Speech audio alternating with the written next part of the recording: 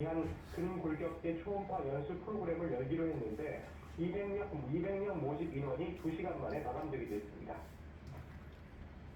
그런가 하면 한국의학교육평가원은 입학 정원이 10% 이상 늘어난 의대에 대한 평가 절차를 시작한다고요? 네, 의평원은 의대 교육의 질을 평가, 인증하는 기관인데요. 입학 정원이 10% 이상 늘어난 30개 의대에 대해 앞으로 6년 동안 해마다 주요 변화 평가를 진행하겠다고 밝혔습니다. 또 의대 평가 기준을 기존 15개에서 51개로 늘려 평가를 강화하기로 했는데요. 평가 대상 대학은 다음 달 말까지 주요 변화 평가 신청서를 접수해야 하고 이후 신입생 입학 시점 3개월 전인 오는 11월 말까지 주요 변화 계획서를 작성해 의평원에 내야 합니다. 6년 동안 매년 평가가 진행이 되고 기준도 높아지면서 각 대학의 부담이 커질 전망인데요. 의대 증원으로 교육의 질이 저하돼 평가 인증을 받지 못하면 신입생 모집이 중단될 수도 있습니다. 또 불인증 판정을 받으면 신입생의 의사 국가고시 응시에도 문제가 생길 수 있습니다. 이에 대해 교육부는 대학들의 우려사항을 충분히 공감한다며 이런 상황이 매우 유감스럽다고 강조했습니다. 그러면서 의대에 대한 주요 변화평가가 공정하고 객관적으로 이루어질 수 있도록 주요 변화평가 계획을 심의한 뒤 결과에 따라 이행 권고 또는 보완 지시를 할 것이라고 덧붙였습니다. 지금까지 사회부에서 YTN 백동규입니다. 군 첩보 임무를 수행하는 국군정보사령부 소속 군무원이 군사기밀을 유출한 혐의로 구속되었습니다. 이 군무원이 넘긴 군사기밀에는 신분을 위장하고 해외에서 활동 중인 우리 측 블랙 요원의 정보도 있었는데 신변 안전이 우려되면서 해당 요원들은 모두 귀국 조치됐습니다. 김문경 기자입니다. 국군 정보사령부 해외 공작부서에서 일해온 군무원 A씨가 군사기밀 유출 혐의로 군 수사당국에 구속됐습니다. A씨는 정보사 내부에 있던 보안 자료를 개인 노트북으로 옮긴 뒤 이를 다시 외부로 빼돌린 것으로 드러났습니다. A씨는 자신의 노트북이 해킹됐다고 주장했지만 정보사령부는 국회 답변에서 해킹이 아니라고 밝혔습니다. 다만 해킹은 아니었다라고 하는 점이고 오늘 구속된 그 해당 인원에 대해서 앞으로 지속적으로 방첩사령부에서 수사를 할 것이며 A씨가 넘긴 자료에는 해외에서 신분을 위장하고 활동하던 정보사 블랙 요원의 신상 정보도 담겨 있었습니다. 이 자료는 희문 미상의 중국 동포에 넘어간 것으로 알려졌는데 수사당국은 북한 경찰총국 요원의 가능성에 무게를 두고 있습니다. 이에 따라 군사기밀 유출뿐만 아니라 국가보안법 위반 여부 등도 함께 수사가 이뤄질 전망입니다.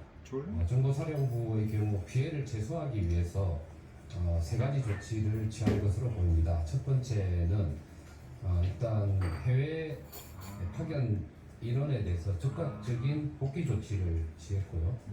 수년간에 걸쳐 양성되는 비밀 정보 요원의 신원이 노출되면서 대북 정보망에도 적지 않은 피해가 예상됩니다. 군 수사당국은 이에 따라 A씨가 군사기밀을 유출한 의도 등을 집중적으로 조사하고 있습니다. 국군 정보사령부는 해외 정보와 대북 기밀 업무를 수행하는 국방부 직할부대로 임무 대부분은 베일에 가려져 있습니다. YTN 김문경입니다.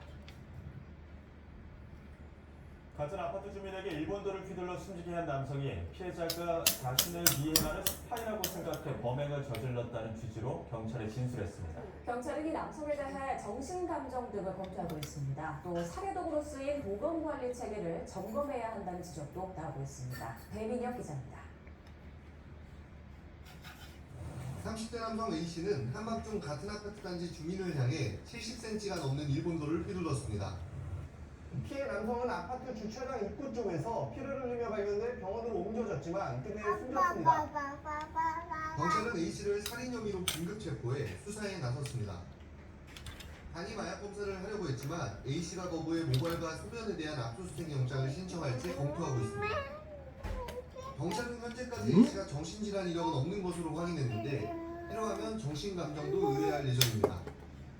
A씨는 지난 1월 검을 구매하면서 장식용으로 소지할 수 있도록 경찰 허가를 받았는데 결국 살해독으로 쓰이면서 도검 관리 체계를 점검해야 한다는 지적도 나옵니다.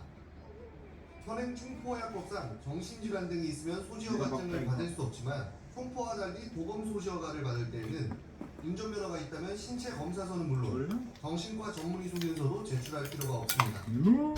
3년마다 소지허가를 갱신할 필요도 없습니다. 항상 집에 보관하며 언제든 오용할 수 있다는 점도 위험 요소로 지적됩니다. 액션에는 총구 같은 경우에는 파출소들에 보관하고 수렵 허가 기간 동안에만 이제 나와 쓸 수 있게 되어 있는데 그런 도금이라고 한다면 그냥 개인 소지가 가능했다는 점에서 향후에도 이제 이런 부분들이 이렇게 범죄로 남용될 수 있는 범죄 사용될 수 있는 부분들에 대해서 구조적으로 어떠한 조치를 취하는지에 경찰은 정확한 범행 동기를 조사한 뒤 A씨에 대한 구속영장을 신청할 방침입니다. YTN 개인명입니다. 보신 것처럼 일본도를 휘둘러 같은 아파트 주민을 살해한 70세 남성. 논란이 퍼지자 도검 관리 부실에 대한 지적도 나오고 있는데요. 네, 주요 사건 사고 소식 이은희 변호사와 함께 하나씩 짚어보겠습니다. 그런 같은 아파트 단지에서 벌어진 일본도 살해사건 이거 먹고 사건이었었는데 가해자가 어떤 경위로 좀 범행을 저지른 겁니까? 이게 지금 굉장히 미스테리해서 경찰에서 이 부분 집중적으로 수사하고 있는 게 네. 지금 이 가해자하고 이 피해자가 평소에 이제 오가면서 만났을 수는 있겠지만 어떤 이해관계가 있고 서로 친밀한 관계가 있는 사이는 전혀 아닌 걸로 알려져 있습니다. 그래서 이 피해자가 20일 밤 11시에 한 입만 먹고.